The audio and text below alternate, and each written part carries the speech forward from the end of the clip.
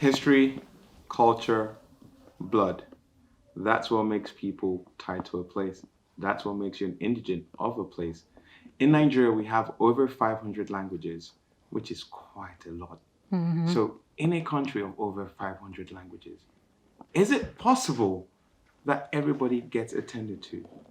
Is it possible that all the resources are available to every single group? Well, today we're going to find out. My name is Frederick Olise, and I am your social prefect, and welcome to another episode of State of the Culture.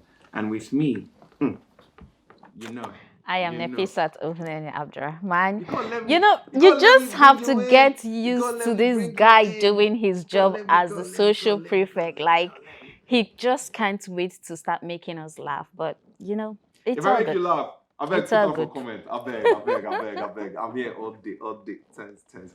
But yo, on today's show we have Yop Ruang Pam. Yeah. You got it. Awesome. Should we Awesome. clap for you? Please go on, go on, Okay. go on, go on, But go it's on. not going to sound though. It's a silent Next one. time we should have a studio audience, ready to Yes, clap. please, please, Bossman. Just no. Yeah, and Yop is a strategy, design, and implementation specialist. Yeah, it's a bit of a mouthful, but yeah. Yes, it's a lot. Strategy is a lot of work. You can create strategy, but the true test of that creation is in its implementation. All right. And today, on today's topic, obviously, we are handling marginalization in Nigeria of like, the smaller communities. So, can you tell us what it is that you do? Right. So basically, I'm a designer. A social impact designer is the way I would put it. And my focus is on the development space. There are ways that we design programs. As when I say we now, I'm talking about the whole ecosystem of people who do development, from governments to civil society to multinationals and the donor community. So when we design programs, sometimes we don't contextualize the design of those programs. They're meant to be delivered at certain levels and to certain groups and communities. We do it as intentionally as possible. We pull on the research, but how do you make sure that you design it in a way that actually meets the needs of the people that you're designing it for? How do you reflect their voices I was going to ask that and their question. priorities in that process? That is doing design for development, and that is what I do. All right, so there is a lot that definitely goes into it. A And- million and one.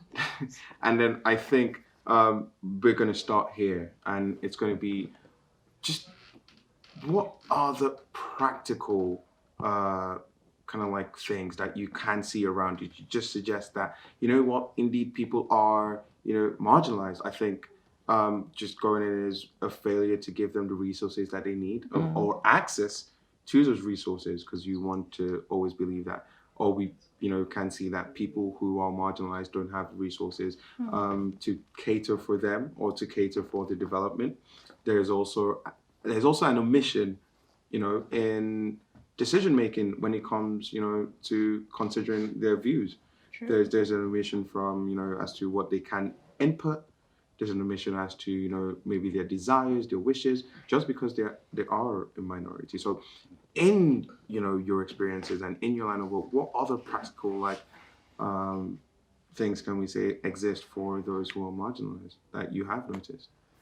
Right. How are they being marginalized? In what ways? That's a deep social question. Because I would see this, and sorry, my design brain typically, first of all, networks everything, because everything, to approach the solution to any problem, you have to sort of take a systemic lens to it. And so in what ways? First of all, we have major social issues in this country. And I'm sure you know that we have electricity problems, that the infrastructure that we need to ensure that the dividends of democracy all reach us effectively are lacking in their own way. So even for those who live within cities, the infrastructure is just not there. To commute to work, you have to have a car, or you hustle it in the taxis and the buses, right? And it's not the healthiest means of transportation either. If you fall ill, God forbid it's a bad illness, it could bankrupt you, even if you lived within the cities. Now, travel 2-3 hours out of the city center, and the further you go, the worse it gets. At every step, the further you go out of the city center, the worse it gets. That's where marginalization begins to happen, because we're clamoring for these morsels, just handouts of social goods and services, and we hold on to it and clamor and hold on to it as much as we can for ourselves, that there isn't room for cascading it to other groups. So that's the first level at which marginalization happens. And then we say to ourselves, but this needs to spread. Other people need to take advantage. Other people need to be able to access better healthcare, better water, good portable water. People need, a pregnant woman shouldn't die just because she's having a kid. Okay, sure, we take care of that in the city center, but then you go further out and it's just not there. And we say to ourselves, well, okay, so we have this bank of resources, let's distribute it.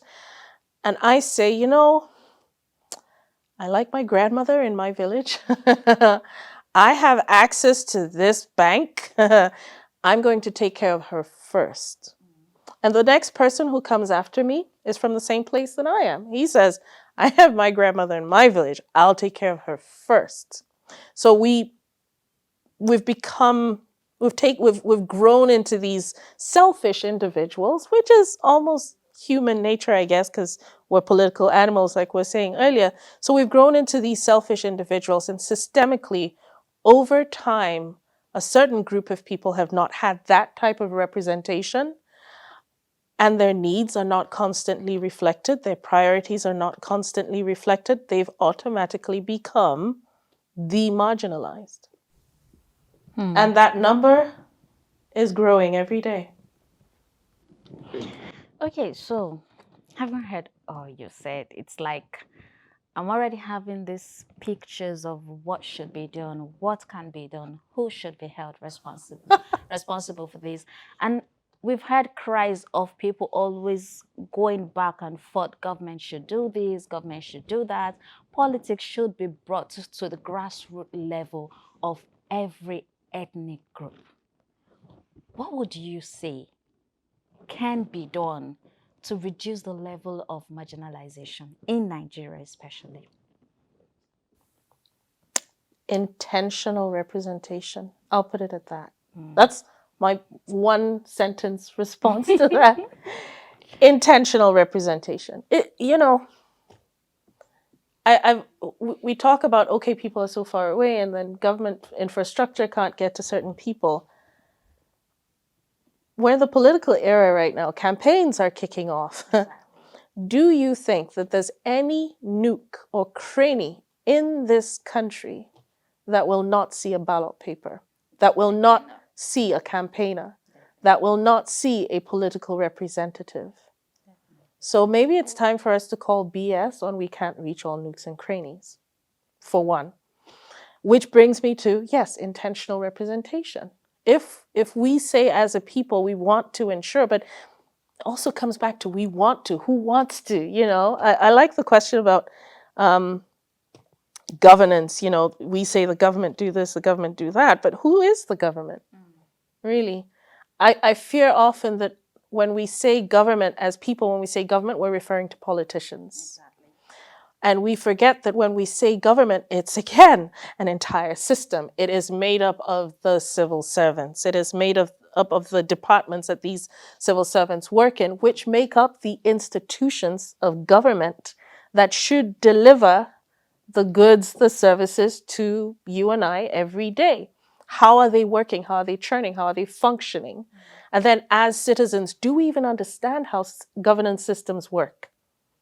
I'm pretty sure if we took a poll, the numbers would be pretty thin. If you bring in a room a group of young people who typically don't engage with government systems every day, and you bring a group of government people who are working in the same field. So let's say you bring a group of architects and you bring a group of civil servants from the Ministry of Works and Housing and ask them to have a conversation, they will not communicate.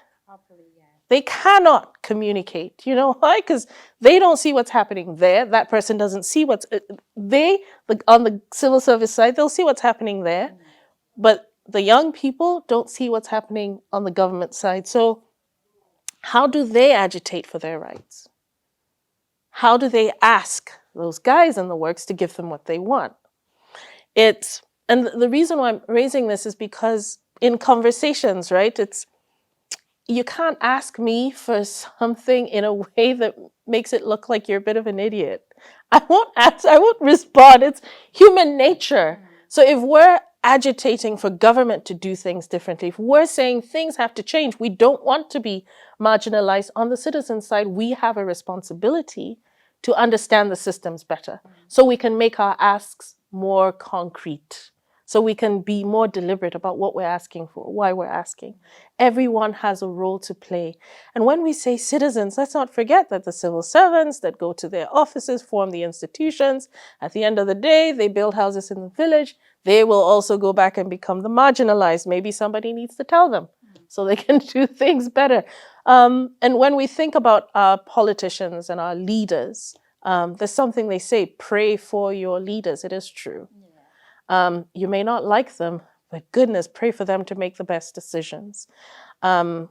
It's not always easy to know the right decisions to make, but we can, as a group and as a people, put our priorities forward as often as possible. And I like that we're going through that phase in this country at the moment. It's a beautiful thing to experience. But I'll stop here. I'm going. That's cool. Yeah. I got like pretty much two questions, right? I think one is going to go to you, and then one is going to go to Nafisat as well. I think the first one would be, it sounds very much all, doom and gloom, but there are countries that have been diverse. I think this one's going to go to Nafisa. Yeah. There are countries that have been diverse. There are countries that have gone through certain phases, and they have succeeded, at levels of inclusion and representation, right? So obviously, are there case studies like that we can use to kind of like mirror, a pathway to success for implementation? I think that one goes to Nafisa. The one that comes to you would be, you spoke about the fact that, yes, there is this need, to be intentional about, solving the problem of marginalization. Right. That we need to be very much at the, on the front foot when it comes to this, and make policies that demand that representation, is, a standard, within our community. Are there ways currently that people, who feel like they're being marginalized can, kind of like, make their cries heard? Everybody wants to know the actionable steps that people can take. So obviously these are the two questions. So I'm going to let, you lovely ladies, handle these questions. Okay, so definitely we have countries you can use as case studies when it comes to being inclusive.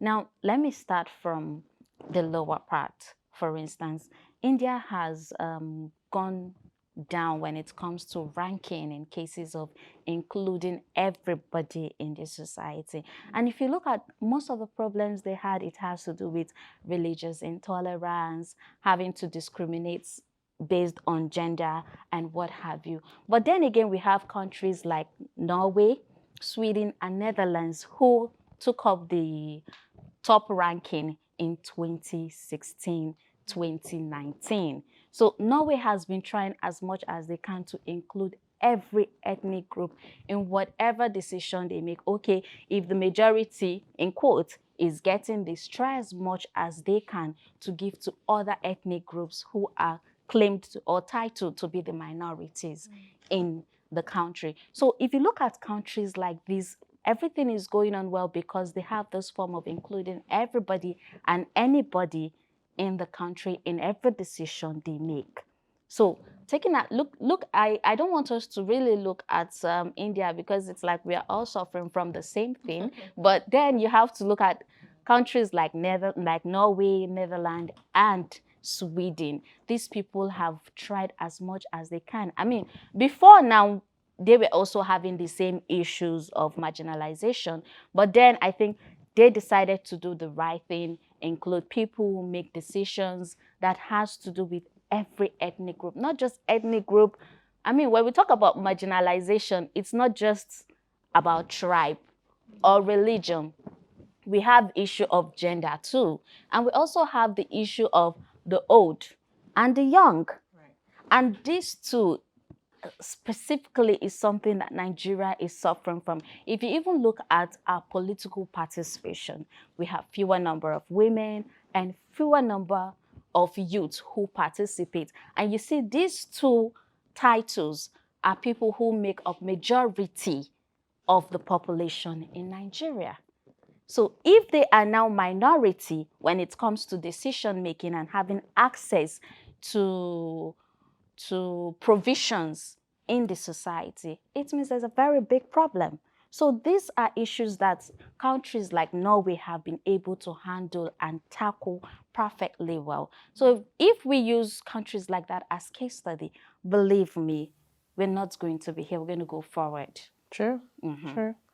I agree with you. If I might buttress her point, because interestingly, I was in a conversation this morning with a lady who an a program in Norway, and it's called the Language Diversity Hub. She's going through this research process as part of, because she's part of the free knowledge movement, and she's part of the Wikimedia ecosystem, right? And she's going through this process of research on the different languages, what are the challenges that they face in documenting and in sort of putting out their own priorities, not just as part of the free knowledge process and the free knowledge system, but for me, it just rings a bell that you mentioned Norway as sort of a really good example. And I see that intentionality in the program that she's working on and in the processes that she's going through. And interestingly, while she's in Norway working on the Language Diversity Hub, but it essentially is that, it is a hub, because part of that hub, there are Africans as well, and they're doing research into African languages as well and to get their priorities. For instance, the Dagbani language, Yoruba, Igbo, also they're doing some research in that. So it's really interesting. I'm curious though, if it's okay, I'm curious though what you think we could learn from countries like Rwanda. Knowing that it's, first of all, an interesting example of how bad it can get, but also a good example for how to build those bridges and heal. In the process, also growing your economy and growing your country, you know. So what do you know, I'm curious your thoughts on that. Interesting point in that when you actually did bring up Rwanda, I had the opportunity to speak to someone from Rwanda a couple of weeks ago, and it came up. It was like, how have you people moved on from this? How are you now a nation of one mind, like in a certain direction? And his answer was simplistic, but it really did have me thinking. And he was like, I first see myself as Rwandan before I see myself as any tribe.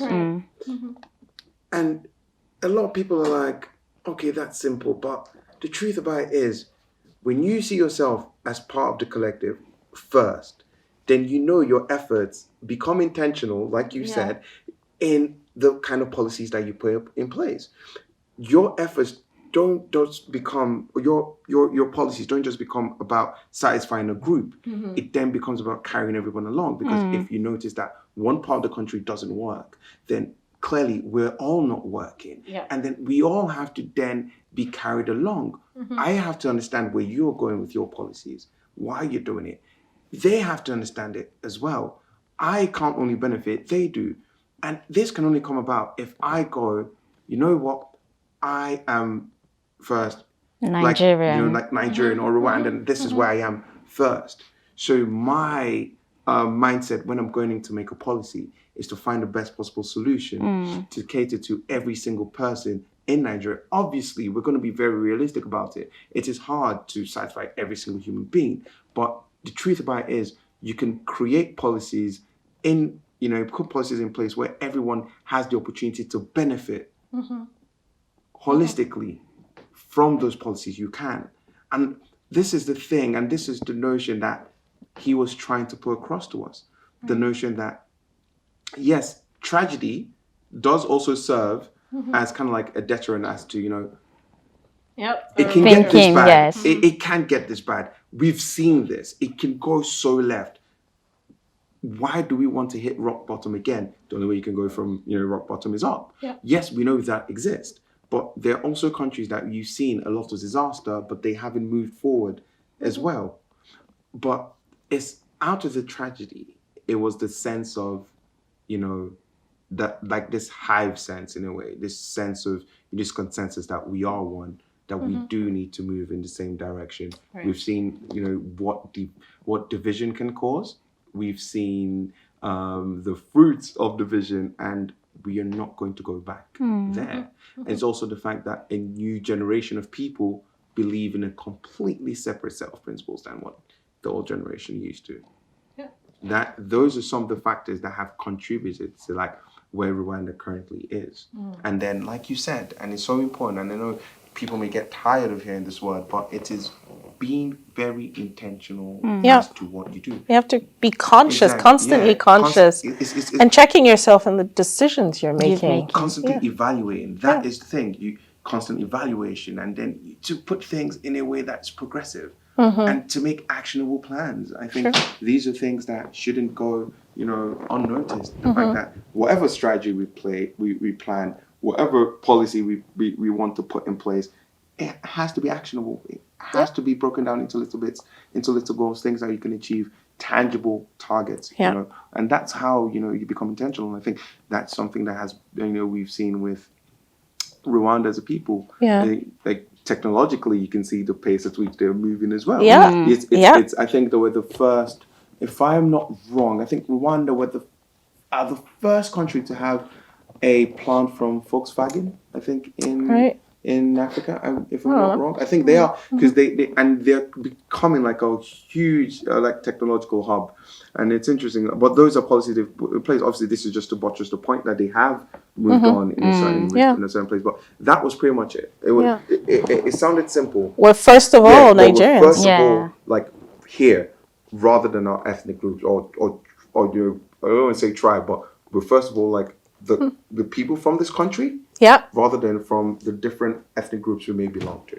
So, from what Frederick has said, I think it goes beyond politics. It goes beyond ethnicity. Like our social infrastructures too, I believe, have a role to play when it comes to especially being loyal to the country first before your ethnic group. I mean, I know we've had this discussion even before coming on air. We talked about the role schools play. I mean, having to come and we have 3 major languages in Nigeria, and they just stop there. So what happens to the other languages? It means, like, sometimes, even today, I hear of some tribes and I'll be like, wait, is that in Nigeria? I don't even know they exist. So I think aside from being loyal to the country, aside from telling yourself first that I am a Nigerian, one other thing we need to do is to know about other ethnic groups that exist in our country. I mean, when you know these things, For instance, Frederick was saying something the other day, and it's quite true. When I just tell people my name is Nefisa, they'll be like, oh, you're a northerner. Oh, that means you're a Muslim, which is not true. So there are places like Adamawa, Jos, that are in the north, but then we have other tribes there who are not Hausas, who are not even Muslims. Same with the south. So, but then when you go to schools, in quotes, all they tell you is the northerners are mostly Hausas.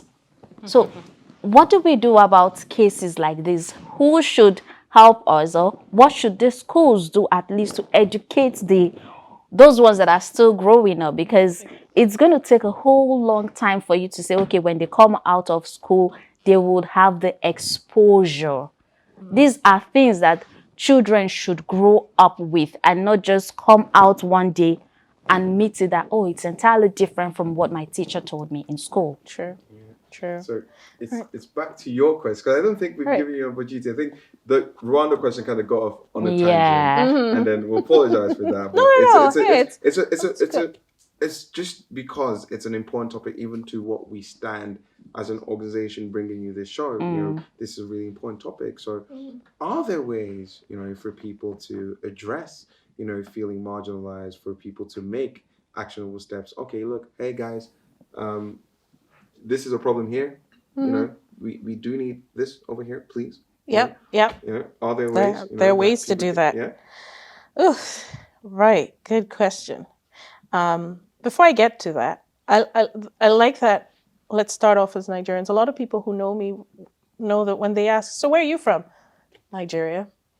And I do it with this defiant look on my face. Yes, I know the next question you're going to ask. Yeah. Maybe we should do that some more. And then they say, oh, but your name, I can't place you. I'm like, yeah, that's a good thing. It's not a bad thing. It's a good thing. Are you sure you're Nigerian? Yes. Probably more Nigerian than you, because my blood is purple. I come from royalty in Nigeria. Next question. You know, but we should learn to challenge, I think, stereotypes. And it's in the little things that we do often that contribute to marginalization, because subconsciously, as Nigerians, let's be honest with ourselves, when a person says, where are you from? They're trying to place you so they can decide how to treat you. Exactly. How to respond to you.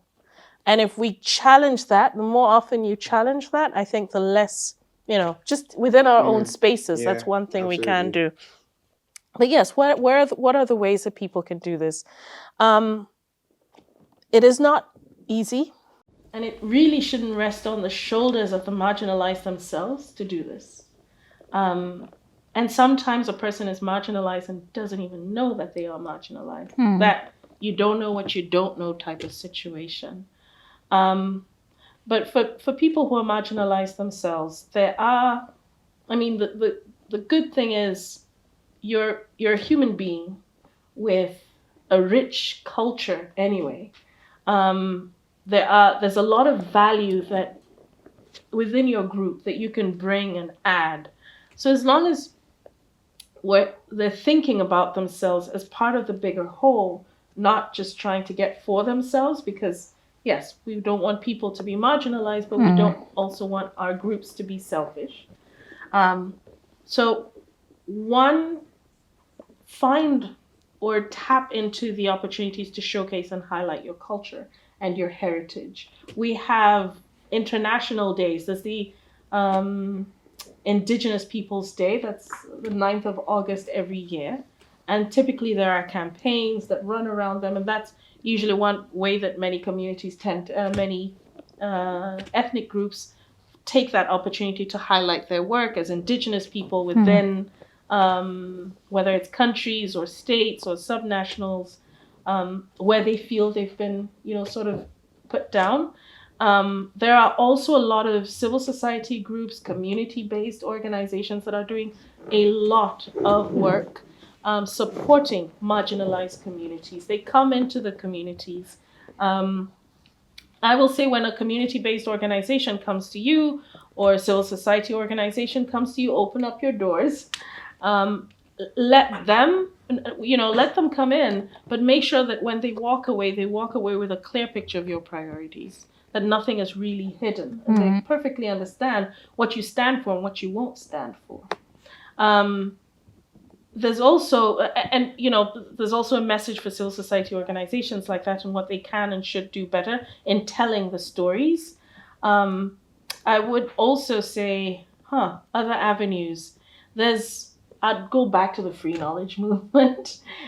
No matter how marginalized you are, the good thing is you're part of the global village that is the world. And in this global village, there are tools that the people amongst you can take advantage of to put forward your work, to put forward what you do, which sort of highlights what's happening within these marginalized communities. It helps to highlight what you want done.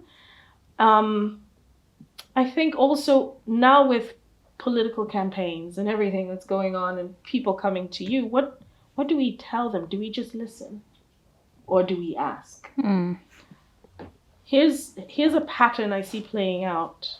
A person comes into a village, comes into a place, small group, small language.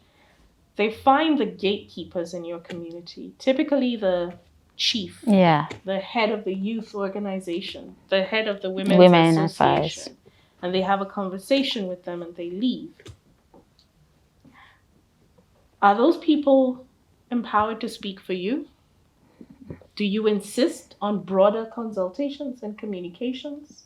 Do you insist on being included in the conversations, not because there's money involved and there's a little something, but because there are important priorities that you want to make sure are reflected in those conversations?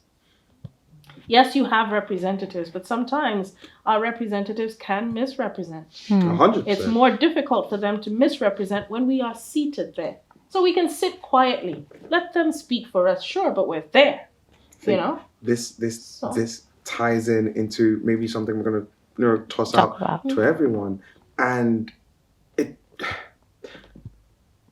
in this question of marginalization and, having people not get what they need, and we were having this mini discussion, before we started, do you think that our political system, what we've adopted as a country, has had a role to play in marginalization, in how, in quote, smaller ethnic groups are adhered to, are listened to, are, the extent they are taken seriously, the extent you're provided for, has our political system, kind of like made it more difficult? Just to get us talking on this, it's not in doubt that when you want to mobilize political support, you need to go and appease people in the so-called larger ethnic groups, with obviously the population on this side, maybe, and bits of history, but you have to go and appease. And then you find out that in this quest to kind of do that, people are not necessarily taken along. That's why people are just lumped in together, and people try to attach themselves to any of these groups. So let's say, to what extent has our political system, deepened or made the issue of marginalization? We're both looking at you at this point. Yeah, I don't know why you're both looking at me, but I have an answer for that. If you ask me, aside from maybe the whole religious differences in Nigeria, politics has played a major role when it comes to the issue of marginalization. I mean, like she said,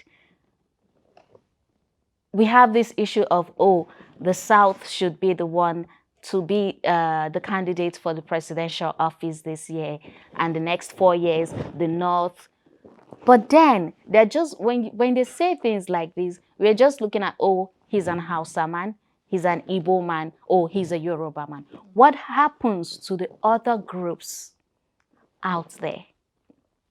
And then again, even when we have somebody from another ethnic group entirely, like she said, this person only comes to look out, in most cases, for his people, leaving the other people behind. So as a result of selfish interests, lack of implementation of laws and what have you, people not being truthful anymore, like they just want to as a president, I want to do this for my state, for my community, or for my region.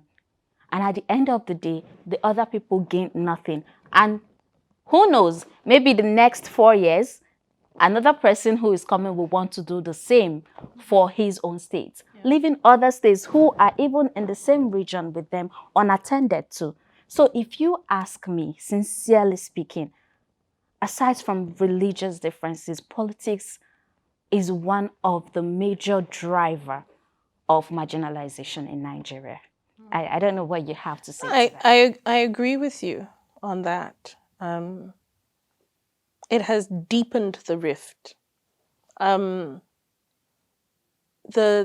thing about a multicultural, multi-ethnic country like our own, with a long-standing history of artificial boundary disputes and a long-standing history of religious differences coming into the mix,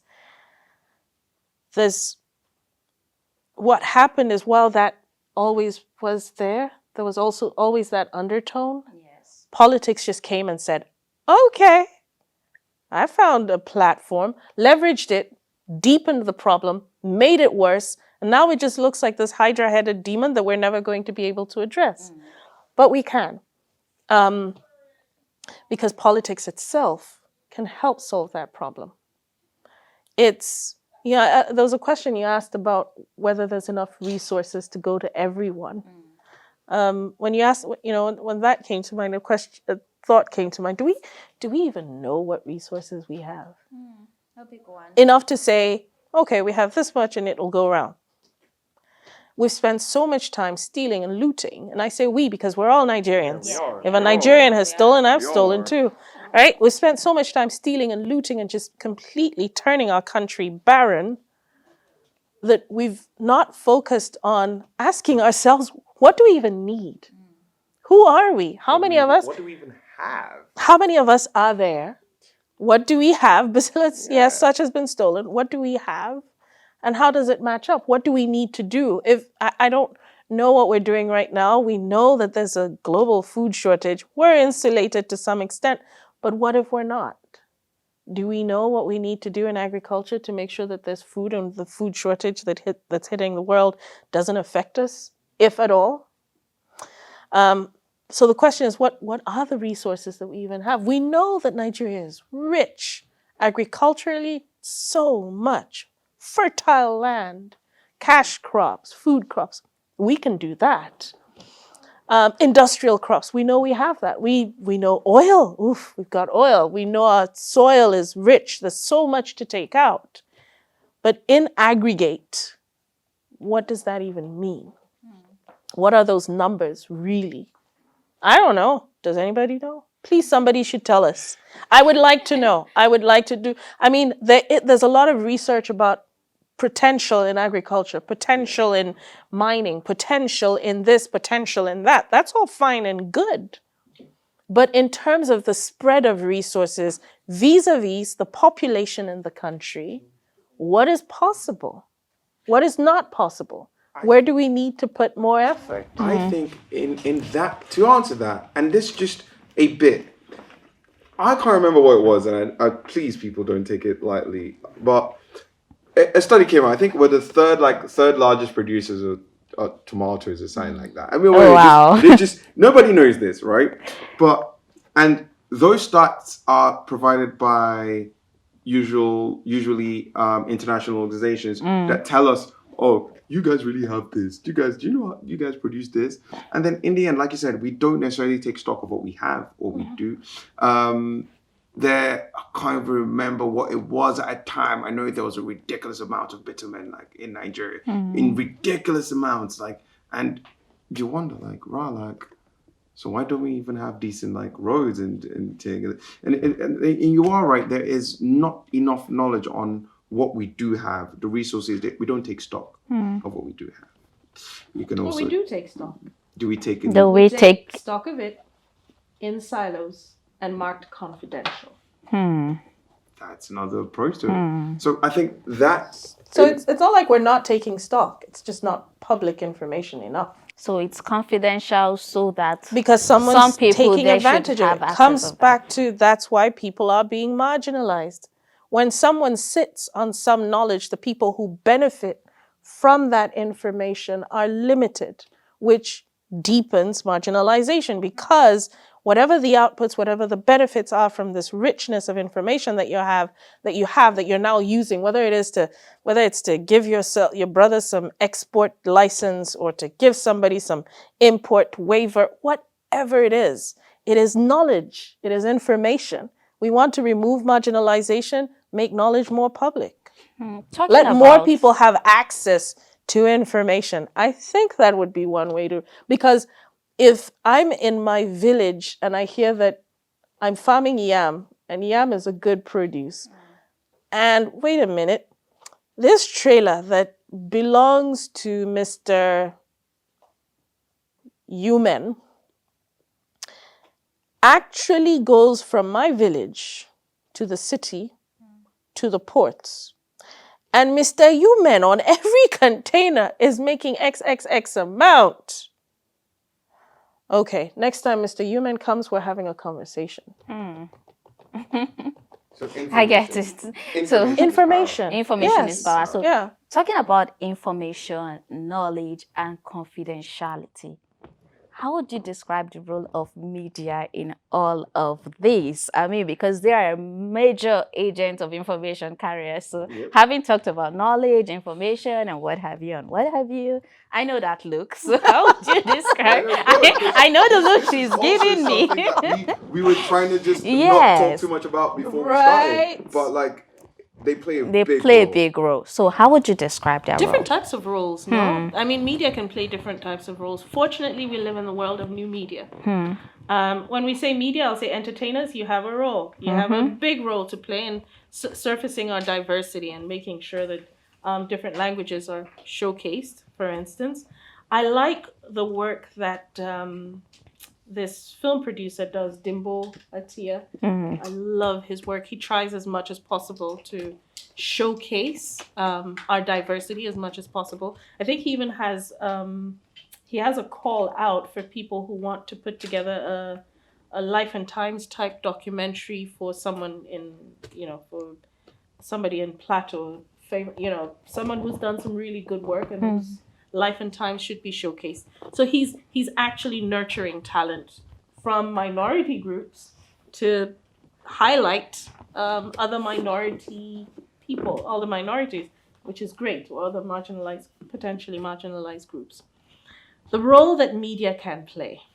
You see, I would want to just sit down and say, hey, media, there's so much you can do, go out there. But sadly, I've been behind the scenes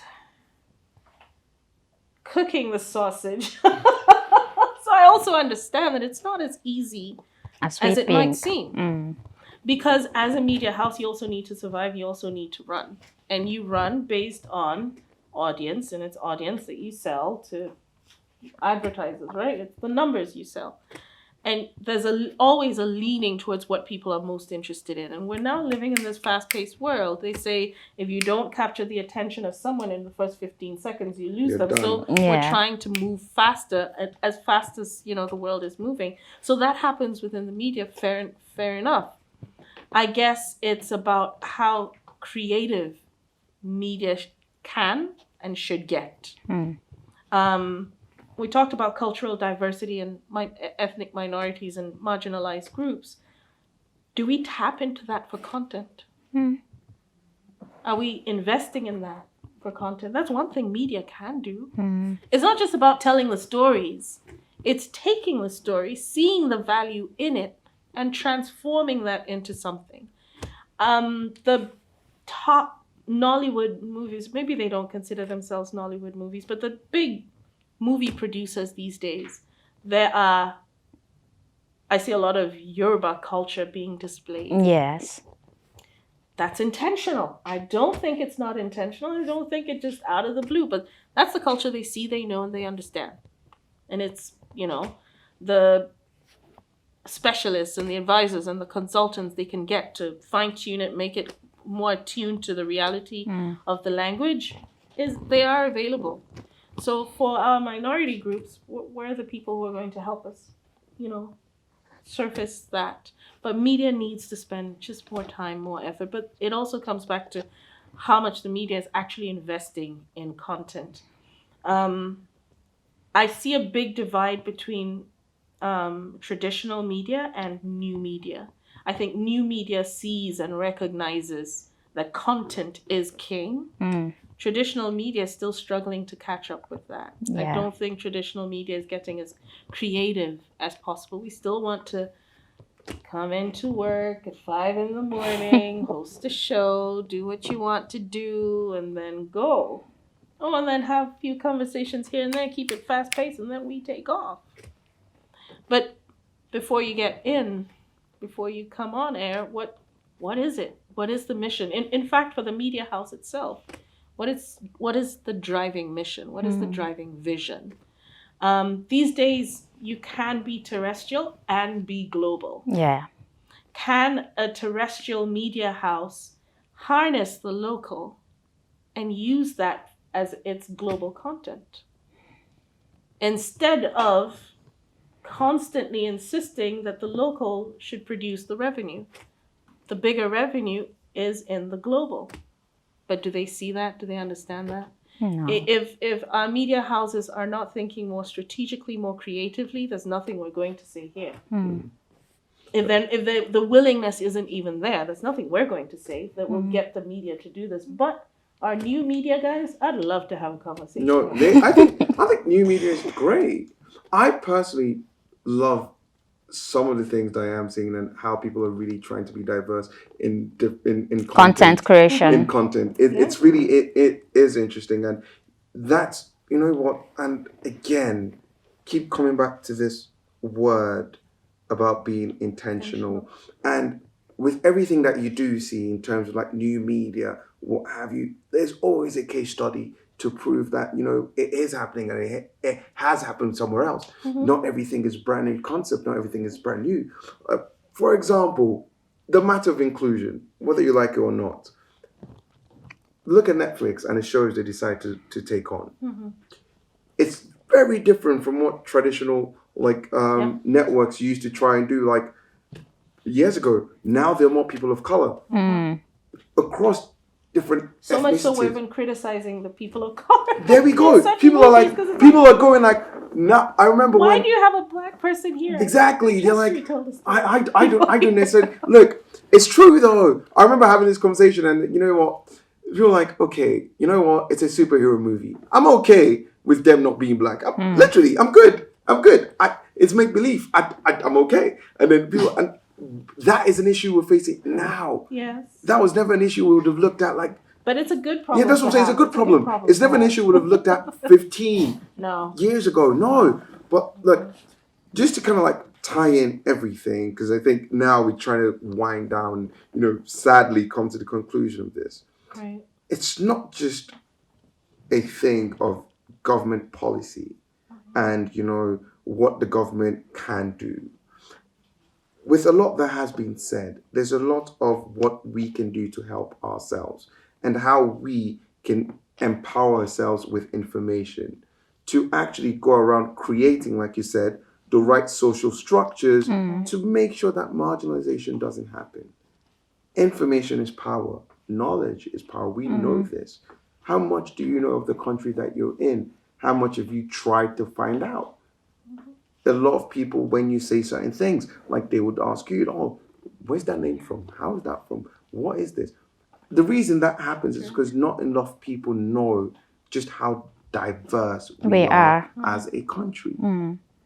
Yes, we've spoken about, we've touched on schools, a bit. Yes, with it as a human being, within the curriculum that you as a school owner, you provide, encourage people to learn about other things besides, what is major. There's what is mainstream, but this is not just knowledge to, pass an exam, but it's what can give people an identity. True. If growing up, I heard a lot more about my people within, school, you tend to feel a lot prouder because you are on the map. There's a certain level of power inclusion gives you that nothing can take away from you. And that is what we're trying to say, that it's not just what the government can do, but in your everyday life, the stereotypes that you cling on to, how are you letting go of that? Because it contributes to what we then know as marginalization. If you think people from this part of the country, they're just one thing, you're wrong, but you're feeding it into this narrative and you don't know how far your information goes.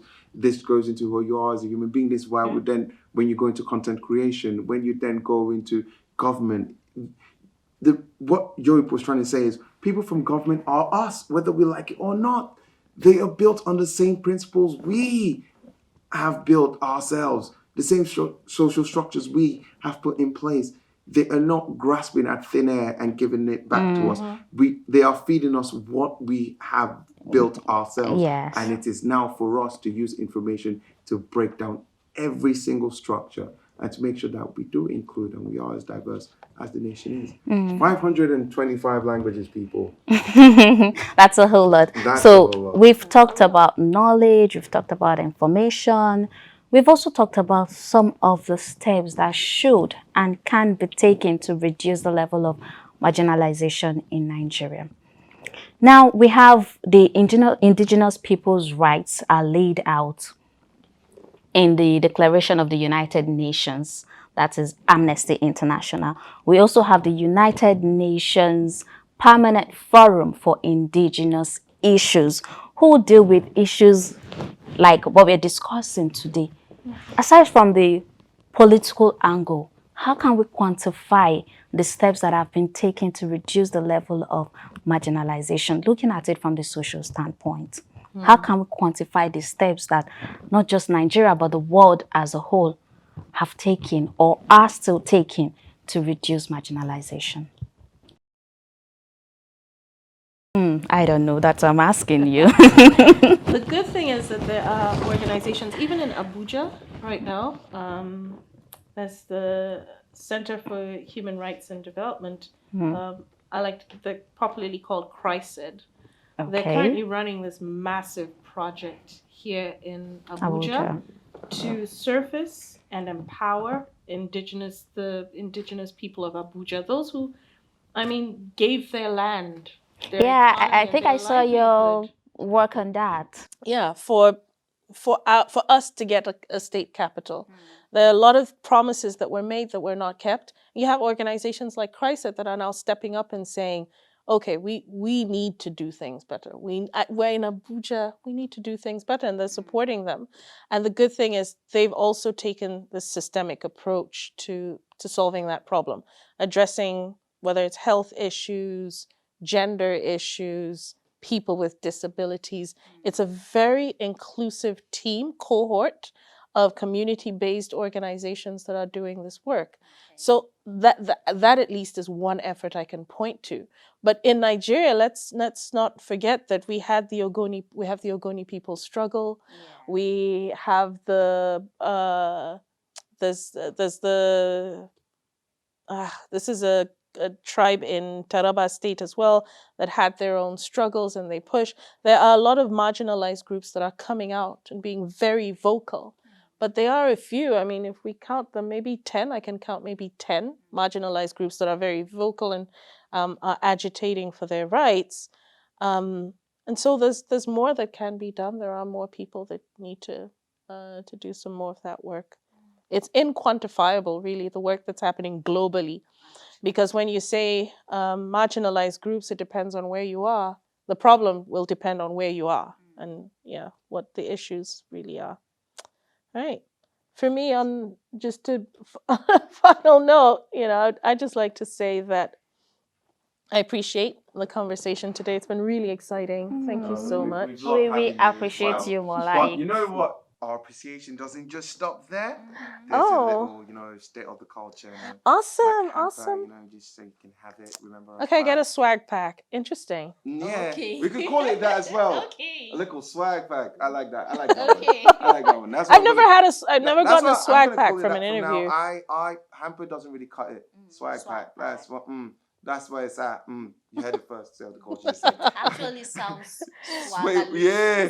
But hey, thank you Thank so you. very much, yo. Thank Very you. thank Thank you you. for This coming. is right. Yeah. Can I What- show them what's in I mean, here? sure. If you want to. Okay. You wanna show them like well, go on. You're like, I'm not going to give you all the information. The rest would be confidential. Oh wow. Might be not. we will take Okay. Right. I get one of the cups. that. Yeah. Nice. And then, right. And then, oh, right. Yes. I'm a researcher, so this is That will come in super handy. handy. Yeah, this is the best thing in here for me. Yeah, like, Thank you. I mean, we care to all needs, This is what happens when you have a designer around. I suppose. Yeah. A lot of the work of a designer is research. Trust me. It's But thank you so much, guys, for listening to another episode of Stay the Culture. We're gonna sign out. Let me first of all let my person. This guy. My person. You're just gonna let my head burst out It's okay, one it's okay. So day. the apple chairman, I did for you. Okay, you know when your boss keeps hailing you like he's my boss, so it's okay. Oh, no. It's okay. Oh. It's okay. Thank you for listening and watching, and we so hope that you've learned a lot and you'll be able to reach out to somebody who knows somebody who knows somebody, so we can come together as Nigerians to fight marginalization. I am Nefisat Ohunene Abdurrahman. Stay safe. Thank you so much, your Brang Pam. I'm Thank gassed you. because I got it right and I like it. It's such a nice name. Such a nice name. Awesome. Such a nice name. So wait, can you speak your language actually? So I'm from different languages, Okay. right? But I do speak Biram. Oh, okay. Can you give us like this little ritual that we do for each host, for each guest rather? So you could say something in your language, one of them that you Say speak. what? Just look into the camera. Anything. Anything you My want name, to say to the audience. a passing message. Anything. Okay. I'm not sure. Yeah, this is Okay, let me just to tell say you what something to randomly. say. You could just remember we are all Nigerians. Yeah, that wouldn't translate nicely into my language. Okay. Let me say,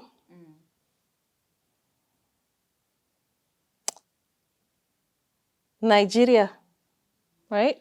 Okay, let me say this in Hausa because I speak Hausa as well. So I'll say it in Hausa and then I'll say it in my language. This is taking me back to the major languages in Nigeria. I speak it. Okay. Just because it is doesn't mean it's. You know, I really wanted to hear that. No, she's Biram. going to I will. actually. Okay. Okay, so Nigeria gidanmu ne duka. Mm.